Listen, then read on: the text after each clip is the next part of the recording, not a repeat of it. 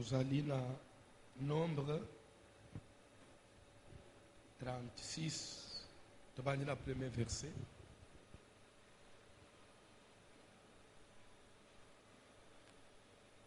Nombre. Je crois que Moutoua Zalek ilobi na prière, ou soit Moutoua Landi radio, il a l'idée.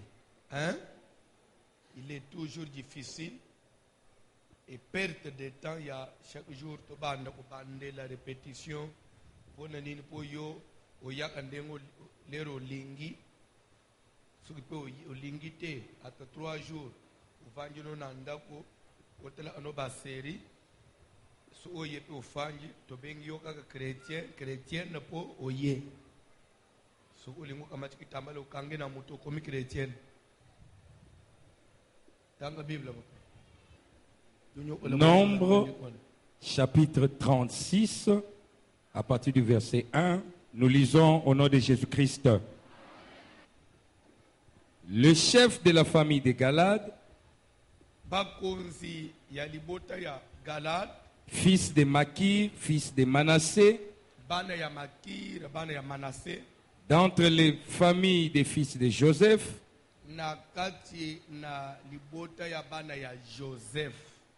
s'approchèrent et parlèrent devant Moïse et devant les princes.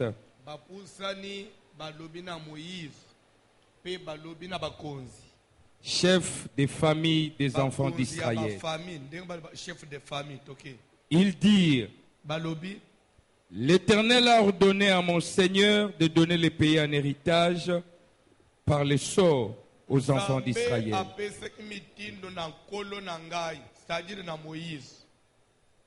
Ete akabola mboka nini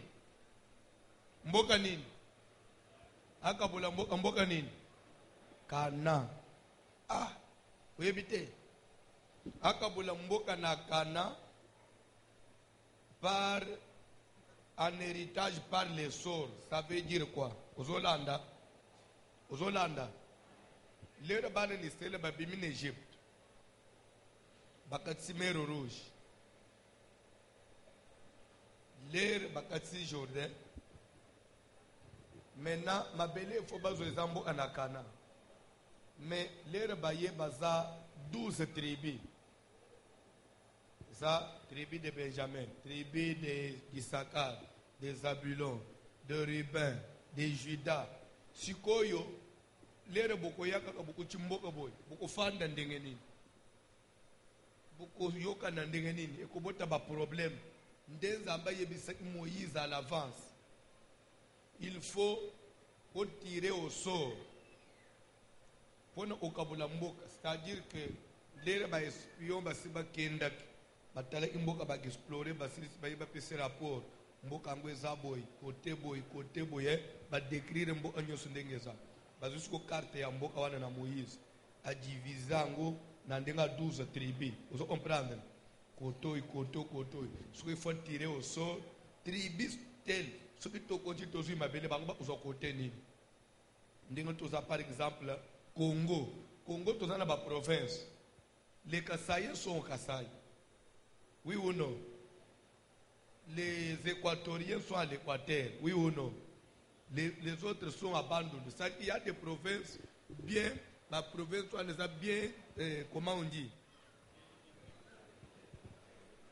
Bien tracé, c'est-à-dire mutuya bandunda ko kendo kota na ba Congo te. Richesse ya ba Congo zo profiter na bato ba Congo kambie même toza mboka mboka. Alors il fallait que kana pe bakabula bongo. Donc 12 tribus malikola ba province bona richesse na bango na babimabele na bango bakosala babilanga na bango côté na bango bakobokola bangombe na bango côté na bango. Alors il fallait maintenant les basali traçage, mais il ne faut pas tirer au sol. Chaque tribu a son coin. C'est ce que nous avons. Là, pour comprendre que tout est dans la Bible. Mon Seigneur a aussi... Beaucoup fans déjà.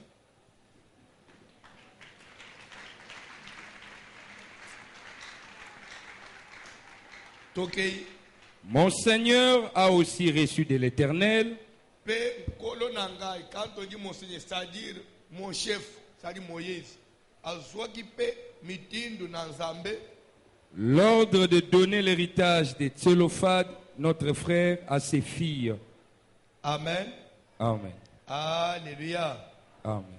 que akamata pe libula ya tribu demi-tribu ya Manassé. Parce que vous allez comprendre ceci. Israël est composé de 12 tribus. Oui ou non? Maintenant, 12 tribus, il y a une tribu la tribu de Joseph. Joseph, yé akendaki kokolela na Égypte. Joseph abali en Égypte. Joseph abala femme égyptienne. So oyebite. Parce que ndé côté akolela ndé abongeli kuna. Abala mwasi Égypte. Aboti pe bana na femme égyptienne. Mwana ne aliboso kombo na ye Manassé. Mwana ami bali kombo na ye Ephraim. Après aye kobota balek na bam. Abotaki Manassé na Ephraim avant akutana na bande onaye. Avant à découvrir bande onaye. Lorsqu'on y a découvert bande onaye, a bengisi bande onaye na papa, ba ya kufanda na Egypte. Ba utaki déjà sabotaki Manassé na Ephraim. Bana musuba botami, leur famille ba omi pembeni na ye. Jour papa na ye fwa kufa, akomi mukolo na Genèse 48. Bisi Joseph yaka na bana na yo na lakayo.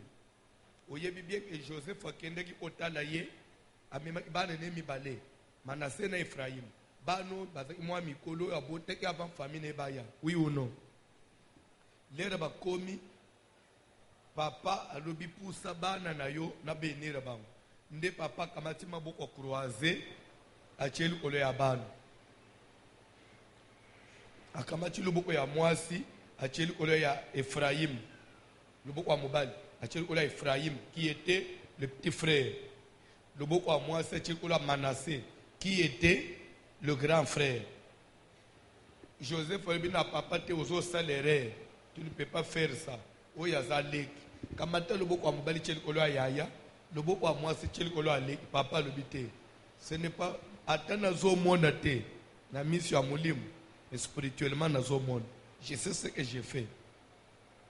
L'équipe à cause de la plus puissant que Yaya. C'est pourquoi il faut naître le beau Yamobal. L'équipe a un grand esprit. Parce que nous parlons de la grandeur de l'esprit. Nous parlons de l'étoile. Nous parlons de l'héritage. Nous parlons de la sémence. Sémence est l'équipe est plus forte. C'est clair que il y a Yaya. Nde apamboli nde nakopambola na lobi boy landa bien. Ces deux fils qui te sont nés, une déclaration il y a Jacob il y a Joseph. Ces deux fils qui sont nés avant mon arrivée en Égypte seront à moi. Ça veut dire quoi? Jacob les a adoptés. Et les enfants que tu as eus après mon arrivée en Égypte seront à toi. Les deux fils ici, Manassé et Ephraim, seront à moi Jacob. Et ils seront appelés de mon nom dans leur héritage, dans l'héritage de tes frères. Automatiquement, Jacob a effacé Kombo ya Joseph na kati na 12 tribus. Soka kotisi bana ya Joseph mibale bakoti na bana na ye. Eza neti Jacob sikoyo aboti bana 12. Mais 12 wana atangi Joseph te. Na place ya Joseph akotisi Manassé na Ephraim. Vous comprenez? C'est ce qui fait que quand on parle des 12 tribus d'Israël, on compte tribu à Ruben, papa palé, comme on a place la tribu de Joseph. On ne dit pas tribu de Joseph. On dit demi-tribu de Manassé et demi-tribu d'Ephraim, Ndesali, 12e tribu. Vous comprenez? C'est clair? Donc Joseph automatiquement a côté na place. Et ce qu'on a dit bien, à Kamati Sukoyo, demi tribu ya Ephraim na Manasseh wana, a tomboli bango, likolo ya ba tribu nyons. Ce qu'on zoye bate, na droit de naissance Sikoyo, na famille à Jacob, c'est lui que Jacob a établi comme fils aîné, c'est Joseph. Il a retranché les droits de naissance. Il y a Ruben.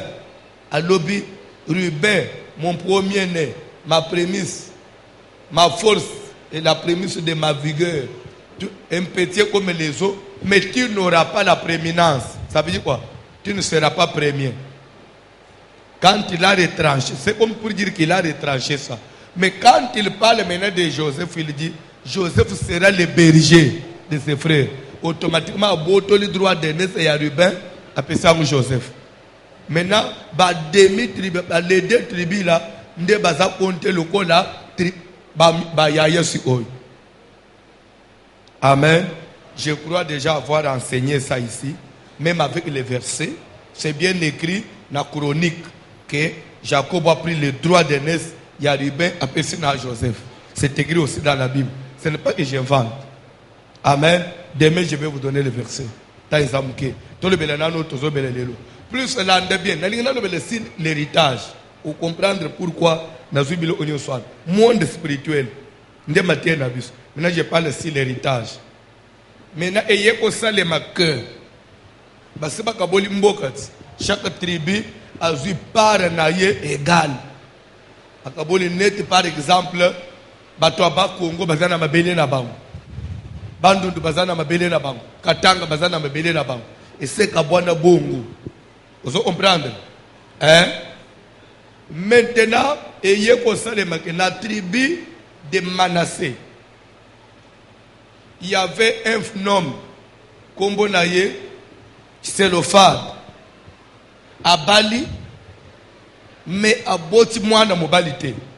Bakotanga la Bible, rapidement. Nombre 27.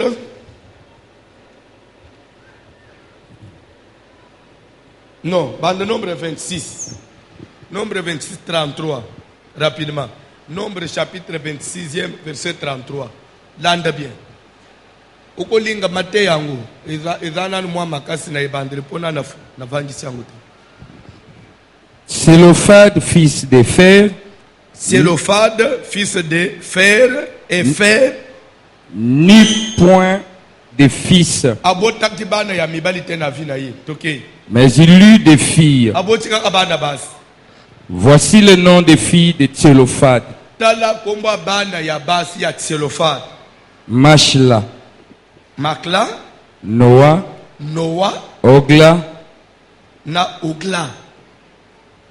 Milka, et Tirsta. Wana nde bana ya Tsélophade ya bas abotibana dokubota na yemo bimba botibana seng ba unyoska ya bas siko na Israël landa bien na Israël ba kontaka mwana mwasi na héritage te na ptoso comprendre selon Nzambe ba kontaka mwana mwasi na héritage te. C'est ce qui a fait que Jacob bota bana nyonso au total 13, oui ou non? Ya mibali 12 ya mwasi mo dina.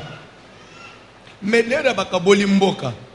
Bapesi tribu ya dina te. Bapesi héritage te. Est-ce que vous comprenez? Pona nini azamwana mwasi il faut abala. Soki abali kote ya kokende nde akekuna akekota na héritage ya mobali na ye.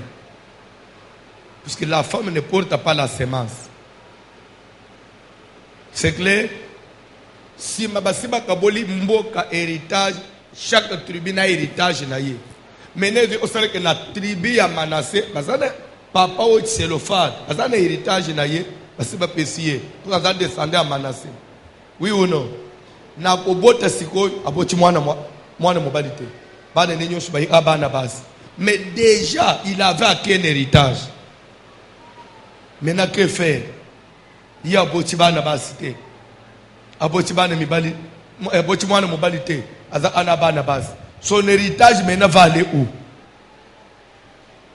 Puisque je parle de l'héritage, est-ce que Moutoumou Zolanda? Est-ce que Moutoumou Zolanda?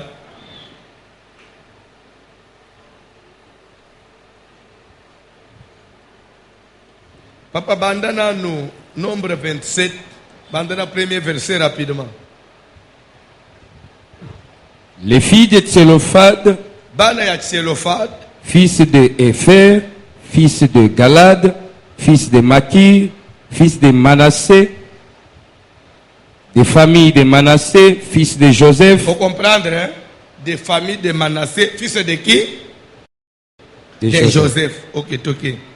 Et dont le nom était Makla, Noah, Ogla, Milka et Tirsta. S'approchèrent et se présentèrent devant Moïse, devant les sacrificateurs Éléazar, et devant les princes et toute l'assemblée, oui, à l'entrée de la tente d'assignation. Elle dit, notre père est mort dans le désert. Il n'était pas au milieu de l'assemblée de ceux qui se révoltèrent contre l'Éternel. De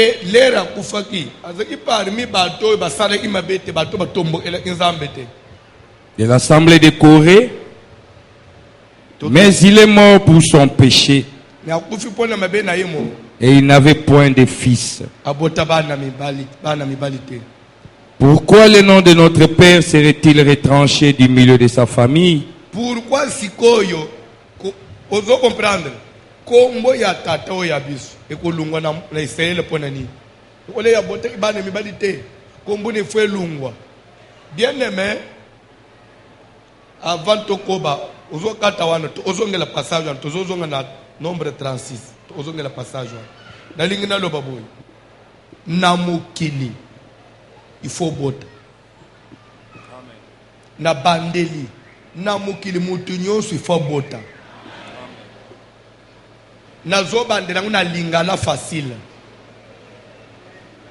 na mukili mutu nyonso ifo kosala effort obota mwana pona nini na tangu mutu oboti te après la mort lignée na ye esili donc ta lignée s'arrête.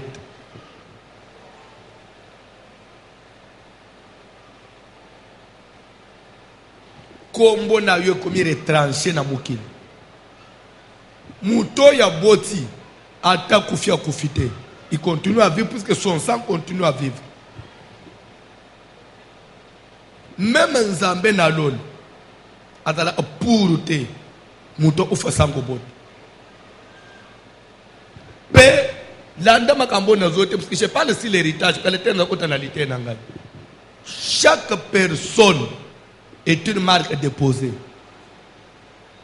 Jamais muto akobima na mokili a reproduire textuellement papa Martin te. Yo oza yo. Ti mokili kokuf to oza Martin mususu te ya a raisonner, à penser, à te. Ata muto kokokana na yo, mais toi c'est toi. Mais dis-moi, on peut retrouver ba trace ya makambuno musuna mwano yoboti. Nena mutu mususu te. C'est comme ça que vous allez trouver Dieu va ordonner en Israël. Ce qui mubali a bali et ka kufi abotite. Baluka ndeko na ye, azwa mwasi o yazalaki na ye wana. Abotisa mwasi wana. Mwasi wana bimisa mwana. Mwana wana porter héritage ya papo ya kufaki. Pourvu que lignée na ye, comment on dit? Non, le terme on dit quoi? Postérité na ye, ezali effacer te, ezali couper te, et quoi dans le couper te? Ndakisa. Si Dieu n'avait pas mis cette loi, admettons que na Israël sikoy, Jacob dans la bande 12. Les 12 doivent constituer les 12 tribus. Admettons que moi ne m'ai pas botité. Akouf. Ce que tu as combien de tribus? C'est qu'il y a toute une tribu qui va s'effacer. Nakokoma na place si le temps me le permet. Amen. Alléluia. Alléluia. Oyebi, tribu de Benjamin. Tribu de Benjamin. Période moko basakana kananza nzambe a ordonné le nyos. Bazwa minduki. Babungisa tribu de Benjamin ndenga babungisa ka étranger. Pe babuma bango. Israël baboma tribu de Benjamin nyos presque muke ya batu nde babakima ababata bakanazam. Israël a bunda contre bande ole. Basilisa tribu de Benjamin muke kaka ba échappa ana bazam. Nasima ba ana bazam ba yeko fukama osenga bolimbisi. Nous sommes toute une tribu, tous à 12 tribus. Pour effacer, c'est vrai, tout ça qui m'a payé. Mais vous effacez, vous avez fait vous avez fait alors la tribu wane ufana mukilité. Alors il faut que la moyenne nini ezonga pe bato bazonga. Il faut ce qu'on babala. Babala nini. Des ambatali bo autoriser ba mikeo batikali wana. Babala basie bele babota botambangu po tribuane ezonga noki. Alors ba osala nini? Aller contre les Cananéens. Tel pays bobu ndanabang. Bobo mamibali nyos. Bobo mabasi nyos ya mboka wana. Bokanga kaka bafio baza vierge. Nando bayebi mibali te. Bozo ba vierge nyos wana. Boya na bango, bo pesa mibali ya tribu de Benjamin. Babota na bango bana. Parce que dans la Vierge, il n'y a pas encore une autre semence. Même si elle est cananéenne, mais il n'y a pas une semence. Le colonel a bimi na mobali cananéenne te. C'est encore pur. Ce que bimi sikoy na mobali ya Benjamin, c'est un boti vrai Benjamin. Nde ba yaki pour reconstituer tribu de Benjamin. Les empreintes restent.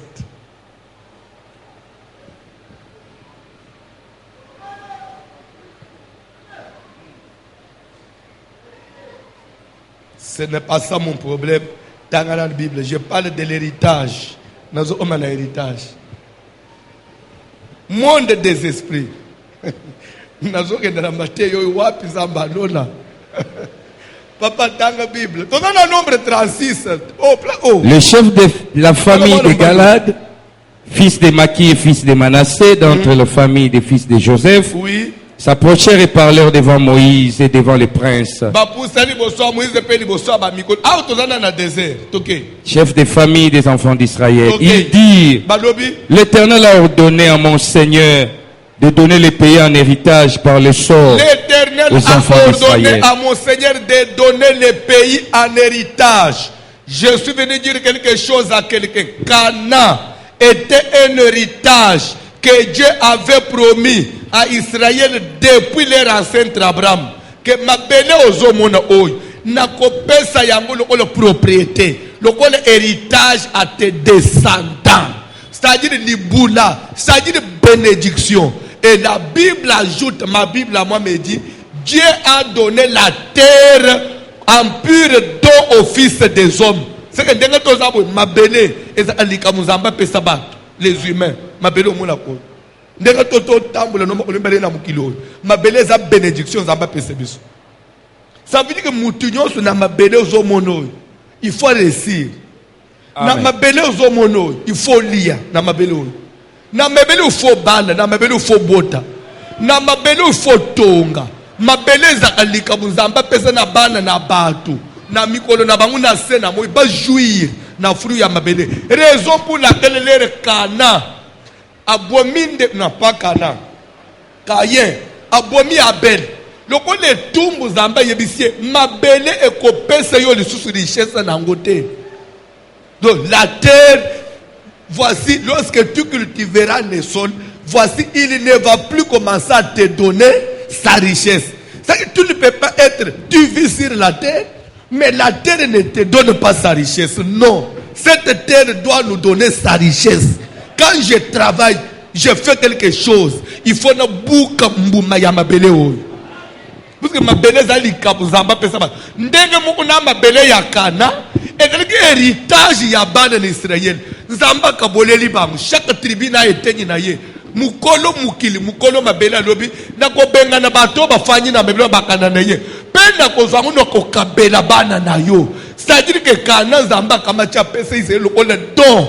C'est pour cela bande komonaka toute la communauté internationale. Bakoki ko telemele Israël. Bako telema pone likambo ya Palestine. Momonaka États-Unis atika toujours na ngambo ya Israël. Parce que mabele ya Kana ezali don. Nzamba pesa Israël. Palestine ba matabakita. Ezali mabele nzamba pesa don na bana ni Israël. Bitumba nyozo moni babunda kawana. O bakei ko occuper ba territoire. O bazokende kotonga ba colonie, c'est bakende kotonga na mabele ya Palestine. Bazokana na nko. Mais devant Dieu, ils sont dans leur droit. Parce que mabele wana bakabela ba una mukeli ya mabele le don.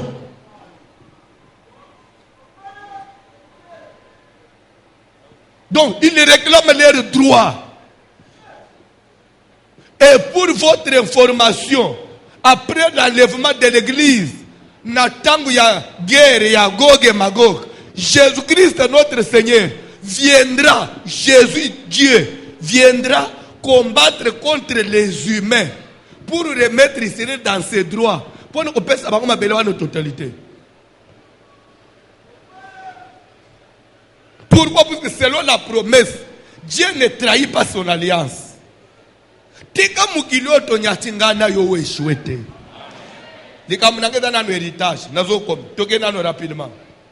Mon Seigneur a aussi reçu de l'Éternel l'ordre de donner l'héritage des Tsélophades de notre frère à ses filles. Pas seulement, Nzamba peseki Moïse ordre ya kokabula Kana na batribi, mais Nzamba peseki pe ordre na Moïse. Akanisa pe papa na biso Tsélophade, lokola mwana ya Manassé, apesa ye pe héritage na ye na kati na Kana. Pe okei de donner l'héritage des Tsélophades de notre frère à ses filles. Siko yawa papa na biso azana mabene asalaki akufaki me abota bana mibali tatika bana basi me biso bana ne ya basi yo biso. Siko héritage ya papa na biso Tsélophade lokola descendant ya Manassé ekokende wapi? Parce que c'est vrai aboti bana mibali te. Bon, que moi, moi, c'est un héritage, mais papa, ne soit un héritage. Ce que bisobane ne abasi, tozali. Il faut que vous par rapport à la loi de Dieu. Biso tsko osuka wap. Héritage ya papa ne biso ata tozabana base. Ata moi, moi, c'est un wakate. Toti kamwe kende ou bien to défendre héritage ya papa ne biso.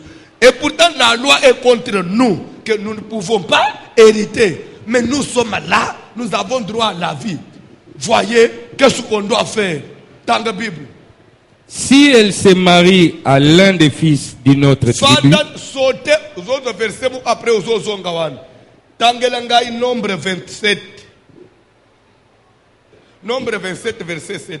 Après les filles de Tsélophade ont raison. Putain, bano ya basi à Tsélophade notre frère. Pas à peine à raison. Il y a pour réclamer héritage à papa d'abord. Pour déjà droit ya papa na bango. Bon, toza banzambete. Biso to empêcher papa na bango abota bana mibalite. Zambete musala bota abana basi, mais héritage na ye a monnaie la passe. So e perdre kaka boy. C'est vrai que boti bana mibalite, mais quand même aboti bana basi pe baza bana. So héritage wana to boto la bango nde bato non, ces filles ont raison de réclamer dans la Bible. Tu leur donneras en héritage une possession parmi les frères de leur père. Il faut okamata libula ya tata na bango opesa bango atabaza bana basi. Et c'est à elle que tu feras passer l'héritage de leur père. Kamata libula ya batata na bango lekisa na bana ya basi wana po ezali kiteja muto ya tata na bango. C'est ce qu'il avait mérité. Sauter tozongi na nombre 36. Place au sukela. To conclure réalité na fungula ngo sikoyo comme sikoyo loi elobi bazote mais bampaka nyonso na ba mikolo balibino bazabana na ye eza iloko na ye faut bazo Poba kubima siko bakuyende wapi bazabana basi bango bazabana ya ndeko na biso siko bazokona tobotola mabele ya papa na bango po bazana mwana mobali te mais tange bazana ano wana nanu babali te bazana droit ya kokipe mabele ya tata na bango siko na nombre 36 nde bazo esiko corriger loi tokei ko modifier ko ça de révision tokei. Si elle se marie à l'un des fils d'une autre tribu,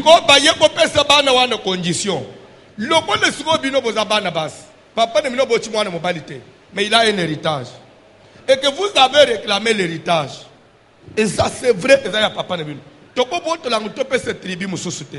vous méritez ça. Mais la condition est que vous avez héritage à papa Nabino. Mais l'ibala Nabino est comme une condition. Lere bozo kon soki mobali aya bala yo azala ya tribu mususu te autaka na tribu ya tata na yo azala amutu ya Manase pona nini nakoloba pona nini puisque nzambe lera kabola ka héritage acheki deja batu na para na bango équitable. Sikoyo lelo suki bino bana basi oyo bozo réclamer héritage ya Tselofak eke bo kamati to pesibino lobi oye kolula mobali ya tribu ya Juda abali yo lelo mobali azo pesa misolo vous devez appartenir au mari. C'est automatiquement même l'héritage que ton papa avait laissé va faire quoi? Va appartenir à ton mari. Déjà c'est contre le partage que Moïse avait fait. Il y a maintenant risque que la tribu mususu ki babalibino héritage où il y a Manassé ya tribu ya Manassé nyonse ko yeko kende na ba tribu mususu et tribu ya Manassé ko zanga héritage pourquoi parce que babalibino alors condition fait kala bo balaka ka mobali ya tribu wan pour héritage etikala na tribu parce que héritage suki basiba kaboli ndenga basiba limité wan ya bato etikala kaka ya bato mutu mususu ayeko kolekela ba mususu te. Ça veut dire quoi? Pourquoi j'ai pris cette prédication? Il y a un héritage que Dieu a déjà départagé et déposé dans chacun de nous. Tu as ta part bien mesurée. Si tu détruis ça, tu as détruit ta part. Ta part, si tu cèdes à quelqu'un d'autre, c'est toi qui resteras vide. Non. Il a une part de richesse que Dieu a déjà mesurée depuis l'Ibumu ya maman. C'est ça l'héritage. Ndenga tozaboy. Mituka yoko zwa. Mapangu yoko somba. Na succès yoko sala na mukili. Ezana kati na yo. Soki sikoy. Na etamboli na yo. Okutani na mubali mwokuto mwasi mwoko ya ndoki. Obimi na ye. Abenje héritage ezana kati na yo. Eko zonga disusu te. Pourquoi? Parce que l'héritage est déjà calculé. Si on vole ça, c'est zonga kate. Quand bien même tu viendras te repentir, tu vas te repentir, tu vas réparer avec Dieu. Mais ce qui est perdu est perdu.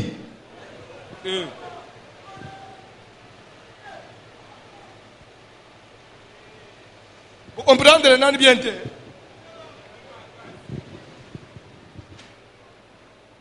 C'est sur ce point, c'est à cause de cela. La loi est venue en Exode, oui ou non? En Genèse, il y avait une loi. Est-ce que qui va me donner un verset dans Genèse, un verset où Dieu a dit, dans Genèse, avant, Moïse, il y a un verset de Genèse où Dieu a dit, tu nous commettras point d'adultère. La Genèse. Vous avez ça?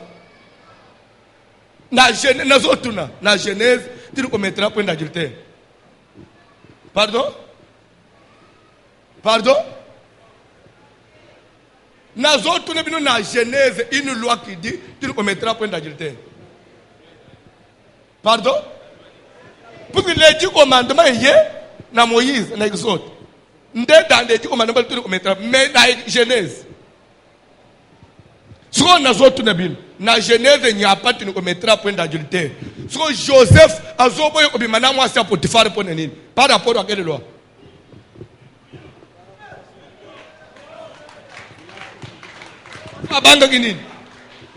Le diable qui avait déjà vu les rêves à Joseph, qu'il allait gouverner, régner sur ses frères, il a utilisé la femme de Potiphar pour ce que Bimina Joseph va ben d'étoile. Comme ça, Joseph a dit que le vide a régné, a tek héritage. Joseph connaissant principe et héritage, que on a ambassa chaka chinangai, ce qui bazui. J'accepte de faire la prison, mais je conserve ce que la mesure est déjà mise à moi. Et bien, ya bane mi bali. C'est vrai au kosala musala nzambe, mais au kosala ngusu na niveau nzamba bengela yote. Parce que vous savez ina kati na yo osoka boli mingi.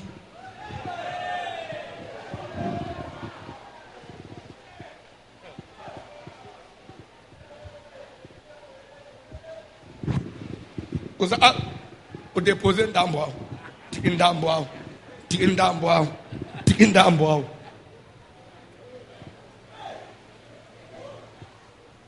Surtout yo, muzombo yazwi, mumbala yazwi, musonga yazwi. Lelo tina banjingari basi bazwi pasero.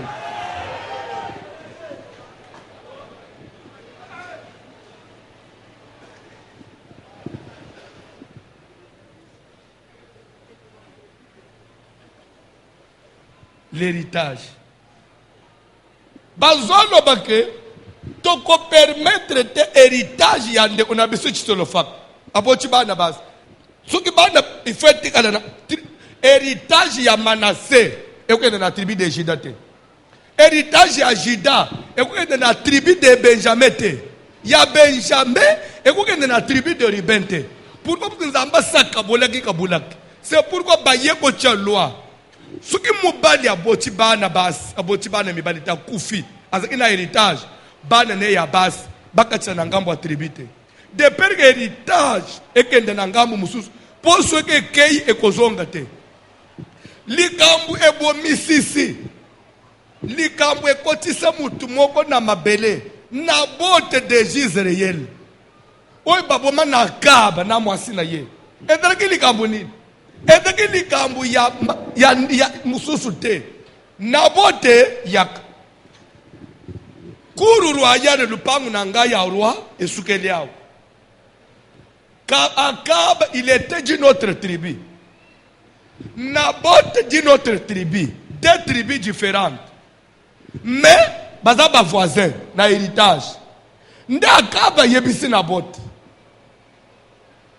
Cède-moi ta vigne. Soit je te donne l'argent.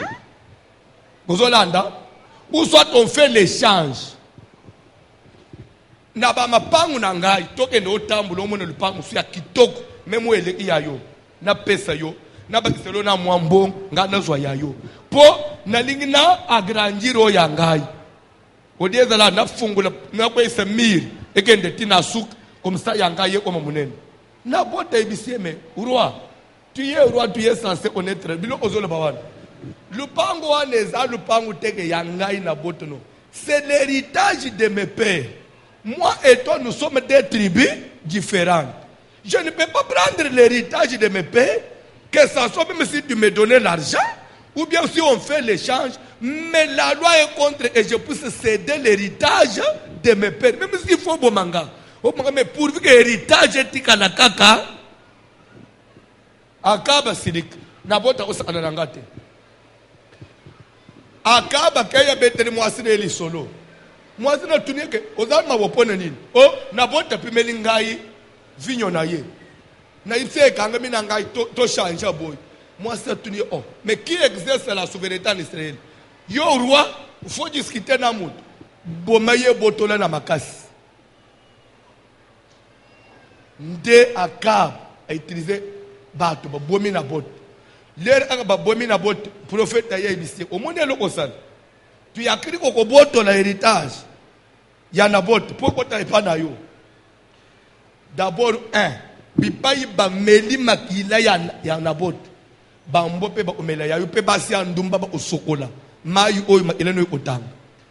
Pe mutu nyonso botama na ligne na yo.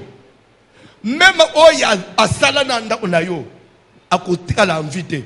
Pour vivre que mutu mo batikala na tro la héritage ote ezongela aka tribu wan lokolo bomi kolona na opese bino verset lobi vous allez voir comment est-ce qu'on est allé jusqu'à tina ko détruire ba descendants yakaba nyoso akaba tika descendant pour vivre que héritage ezongela na ba kolona parce que lokola sa boto la soka tika ata mwana on continue au boto l'héritage wan l'héritage ya yo ezawapi obimana mwasi ya tribu nini pour chiter tokokoba lobi ndozo mwana Paul azo koloba boy na 1 Corinthiens 7:39 tokoki kopekisa basere te soka lingabala ubia ata mwasi alibala soki mobali akufi tokopekisa yete puisque na tangu ya kala soki babali mwasi mobali akufi fotika na famille wana pona kobanga ke héritage kende kote mususu. Il faut que la famille, il faut que la famille, pour conserver la semence de la famille. Mais le collègue est soit machine et coulous, a fongoli quand même espace bicolo nyos, to comme mélange. Ndé tozo allégé, mais nous allons veiller sur l'héritage. Une femme, elle est libre de se marier avec n'importe quel homme. Mais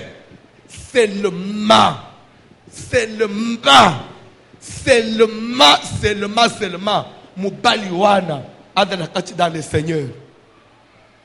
Donc moi ça sambela akobima na mubali libanda ya nkolote pour que bakozo héritage na yo kende pas Satan.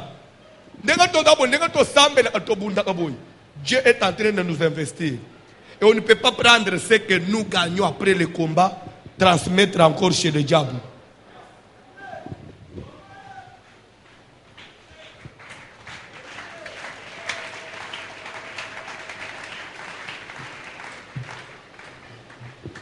Moi, dans la Zambie l'église, aux autres, moi, c'est mon papa, nous prenons. Héritage et transfert.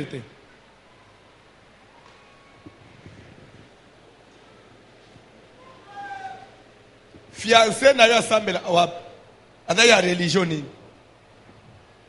So héritage au yayo et zawap. C'est comme pour vous dire que les moyens les plus sensibles. Il y a transfert d'héritage, l'acte sexuel. L'acte sexuel et c'est mystère. Tellement qu'on a prié. Monde de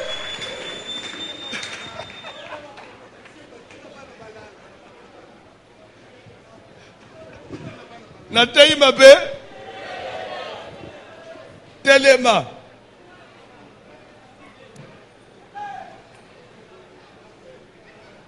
il faut doter biloko po ba chrétien siko kaleso comme pété trop ya ba chrétien comme kaleso pété trop.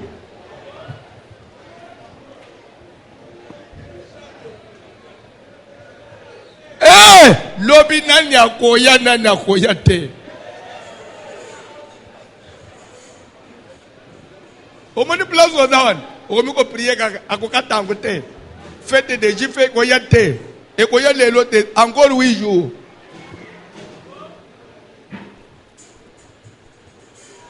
Papa, s'il y a ce passage, les filles de Tsélophade, tellement ils connaissent prier.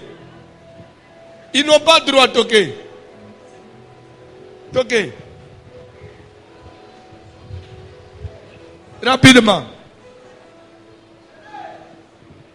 Si elle se marie à l'un des fils d'une autre tribu des enfants d'Israël,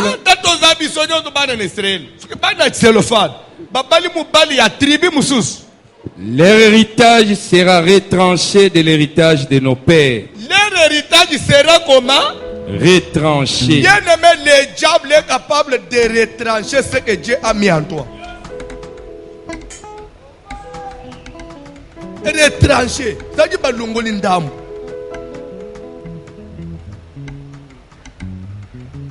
Et toi le nayo et brillakawan. Balongoli.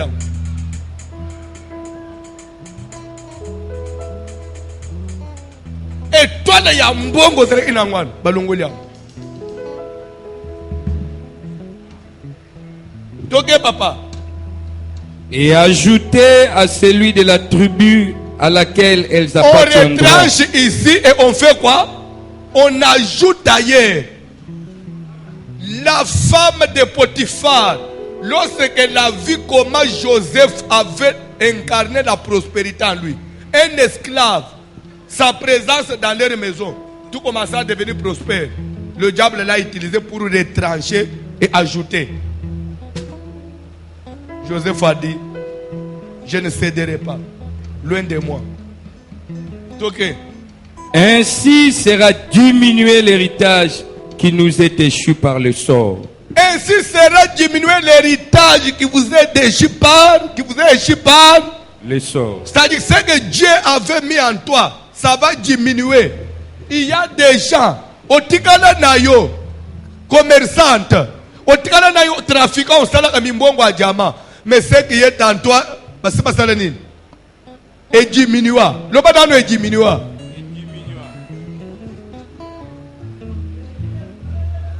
Et diminuera.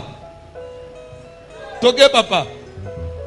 Et quand viendra le jubilé pour les enfants d'Israël? Quand viendra le jubilé veut dire le repos. Les recosengle sont paiement navio comme malaise au big repos. Yoko big repos na nini. Parce que c'est que Dieu avait prévu pour ça un jour. Au paiement, au big passion, au de la paix à l'aise dans la vie. Ba retrancha, ba diminuer. Raison pour laquelle vous voyez certaines personnes na kimubange na bango bazo souffrir na muki. Mais Zamba Kaboulé Moutignon se part. Oui, il que s'il conserve ça bien, il ne peut pas souffrir sur la terre. Mais pourquoi aujourd'hui il y a des gens qui souffrent?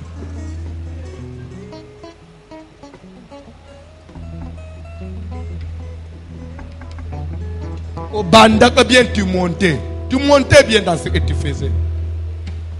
Caché na yo na bâton, na cordon. Au tikala tamari ambokani.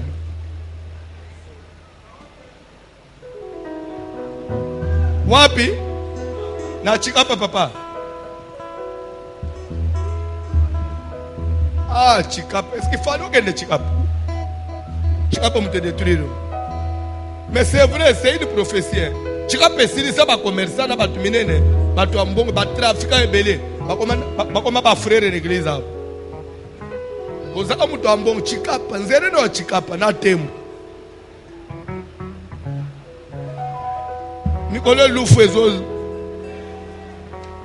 do bateau ezo teleka na Loufou. Oh, les filles de Tchélophane.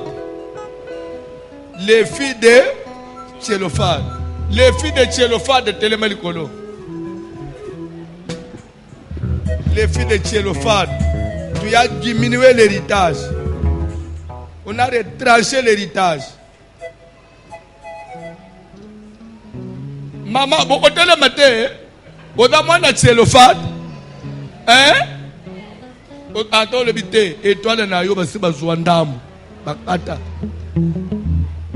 Par cette maladie notre tribu. Il est allé avec ça dans sa tribu. C'est ce qui fait que les occultistes, baye bien le coup. Okuna bato mbongo na ba occultistes amineno. Ils veulent toujours être si les jeunes filles, les mineurs là, bana mike wan. Baba zana fresh. Adana étoile na imobim. Alongoli. Ndozo mona aka mutu mukolo mais amanga apostate. Bakwe yakate abande depuis Mobutu tile le bazaka na mbongo. Mais autour d'eux, il y a toujours des petites filles. Ce sont les étoiles qui les récupèrent. So umona babengi ka moi jeune fille wana. Ta musuba basumelo ka moi kechi. Yo mono njiro bongi. Mais pas na pour ya oya zuye pas na yo des milliards. Des milliards.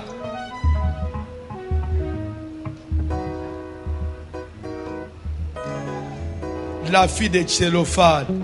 Lobananu la fille de Tchélophane. Oya koloba tena sota le longi na yo. Votre baje. Toto bandel la fille de Tchélophane. La fille de Tchélophane. Nana lobite.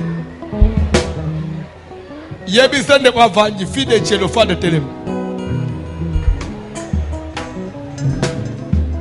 Musutu place azala. Lite yo ye buki yo. Ta komono on dirait film moko ba fungoleli yo hein.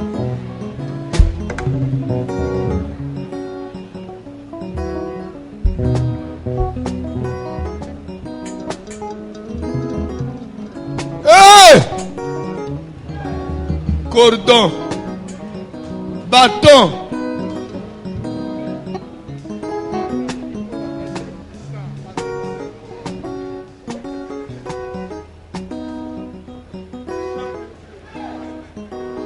yango zomona batunete ba Paul a garda onction tina suka aboya na ye bilokwana aboya na ye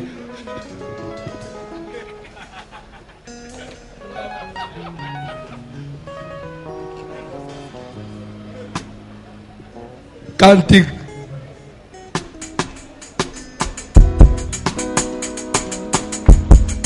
Ukobeta maboko te osiniki. Ser osiniki.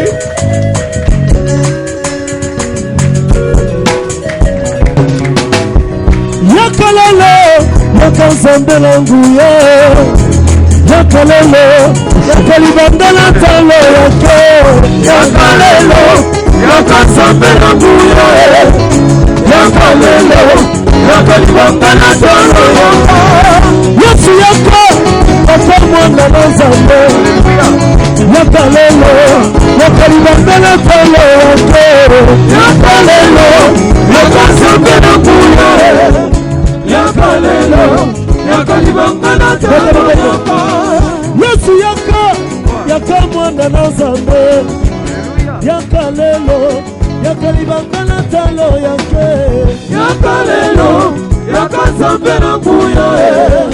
Yakalelo, yakalibangana talo. S'il vous plaît, ba desera batuninga imituna siko yao na katikati ya sala. Na ko répondre ango.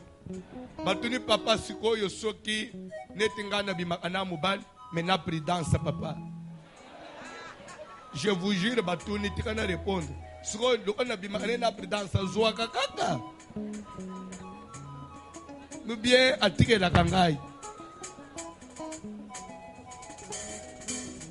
Beaucoup répondre, Bani Baza moto, beaucoup répondre. Écoutez la réponse. Écoutez la réponse. Prudence ou pas prudence, les transferts des esprits. Et Santa Amirete. Jésus leur a comme esprit. Les disciples badananda ou porte à Kokang. Ma coach santoke pour leur dire que la paix soit avec vous. Les esprits, ma bloquer quand on a prudence.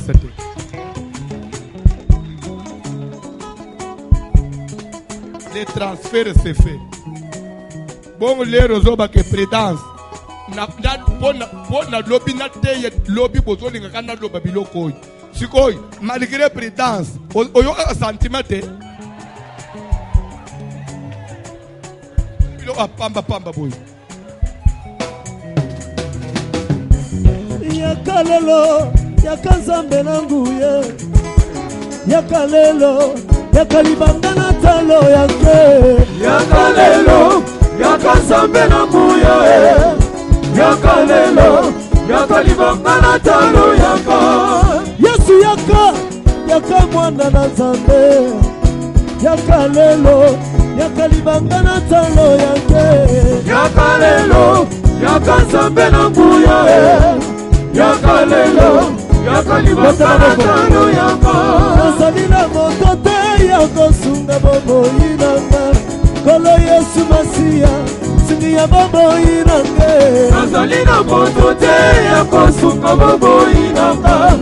Kolo Yesu Masiya Musungi ya bomo inanga Nazali na moto te ya kosunga bomo inanga Kolo Yesu Masiya Musungi ya bomo inanga Nazali na moto te ya kosunga bomo inanga Kolo Yesu Masiya Musungi ya bomo inanga Yesu nyandu mwewe Alenga mwewe Yesu nyandu mwewe Mukalenga mwewe shobe Yesu nyandu wewe Mukalenga wewe Yesu nyandu wewe Mukalenga wewe Yesu nyandu wewe Mukalenga wewe Yesu nyandu wewe Mukalenga wewe shobe Yesu nyandu wewe Mukalenga wewe Yesu nyandu wewe Mukalenga wewe Walusenza miwani mema Papa wange Ishina tusonga neba Fikila nebe Walusenza miwani mema Papa wange Ishina tusonga neba Fikila nebe Walusenza miwa Yakobo Papa wange Ishina tusonga neba Fikila nebe Walusenza miwani mema Papa wange Ishina tusonga neba Fikila nebe Walusenza miwa Yakobo Papa wange Ishina tusonga neba Fikila nebe Walusenza miwa mema Papa wange Ishina tusonga neba Fikila nebe Waluseye Papa wange Ishina tusonga neba Fikila nebe Walusenza miwa mema Papa wange Ishina tusonga neba Fikila nebe Tulule Tulula mukona webe Saduamo ye Tulula mukona webe Saduamo ye Tulula mukona webe. Je crois na 2000 Église en Kombo papa na Brazzaville ebandeki na nini Kombo. C'était en quelle année? Quand on traversait avec les grands bacs. 2000 combien?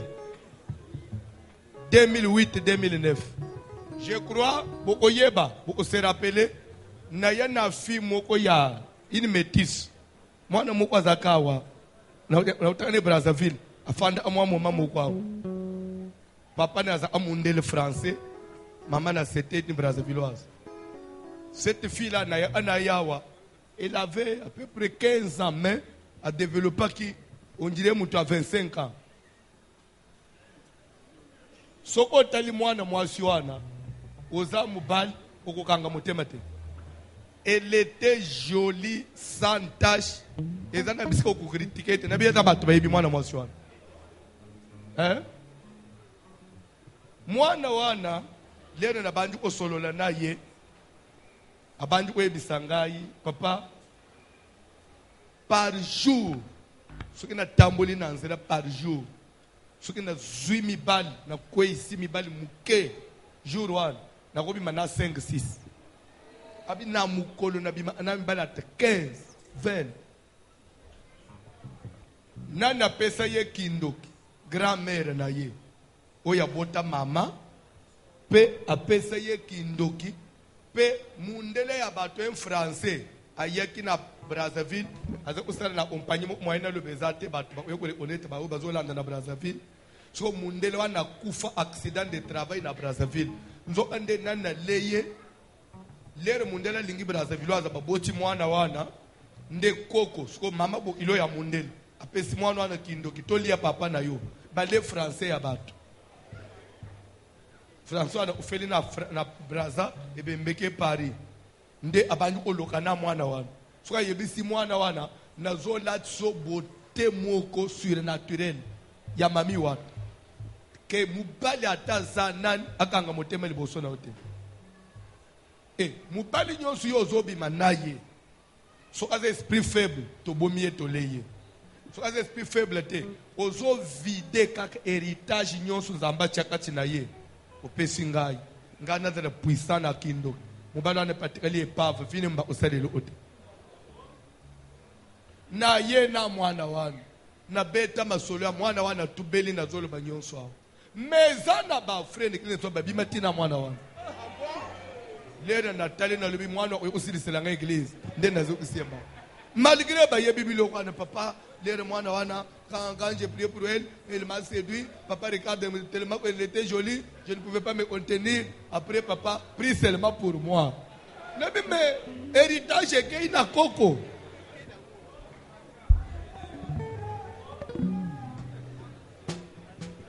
tamu soko da lozali awo ko isamaki na ye foler yango ya. Elle me dit ceci ndenga nazabo nakozwa sida te ezana batu bazo sida te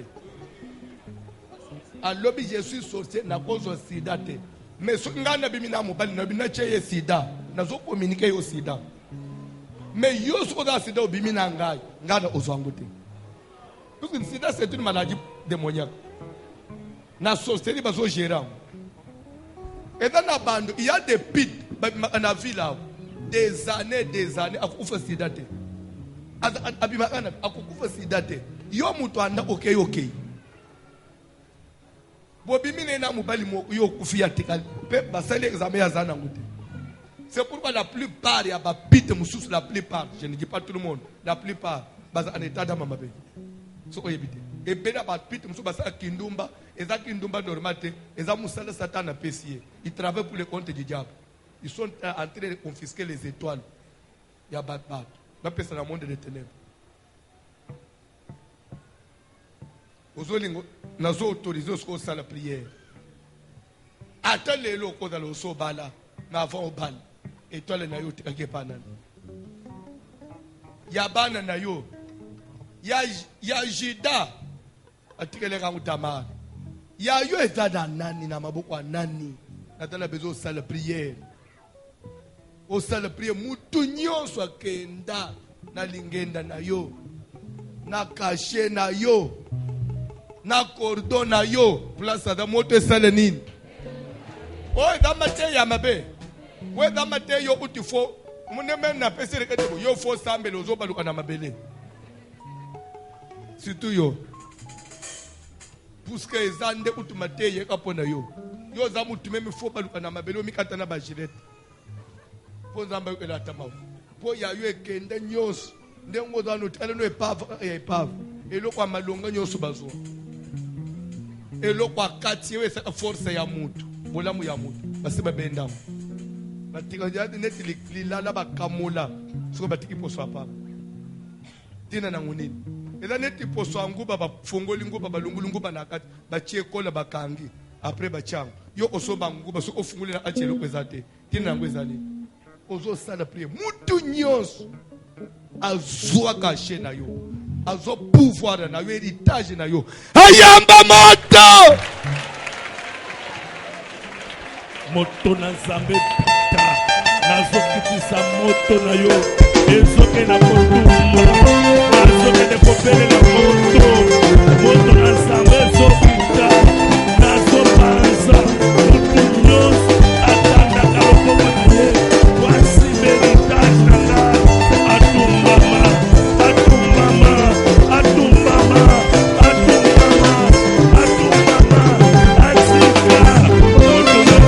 sopela moto na zambe sopita nazoke de kopanza nazoke de kotumba nazoke de kopelisa nyonso amonda tene